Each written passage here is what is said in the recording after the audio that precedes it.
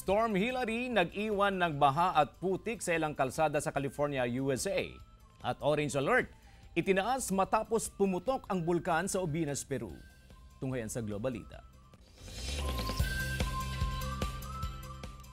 Makapal na putik at baha ang iniwan ng Typhoon Hilary nang manalasa ito sa bahagi ng Indio, California, United States. Sa video, makikitang hirap ang mga sasakyan sa pagtawid sa kalsada na puno ng putik. Una rito, ilang sasakyan din ang nalubog sa baha dahil sa buhos ng ulan sa bahagi ng Palm Desert. Wala namang naitalang nasaktan o nasawi sa pananalasa ng typhoon. Itinaas ng gobyerno ang orange alert matapos pumutok ang Peruvian Obinas Volcano noong August 21. Naglabas ito ng makapal na usok at abo kung saan labis na naapektuhan ang malapit na komunidad sa Peru. Ayon sa Geological Mining and Metallurgical Institute's Volcanological Observatory, abot sa 11,482 feet ang ibinuga nitong usok at abo.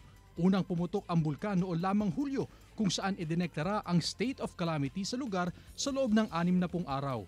Chris Zuniga para sa Mornings with GMA Regional TV.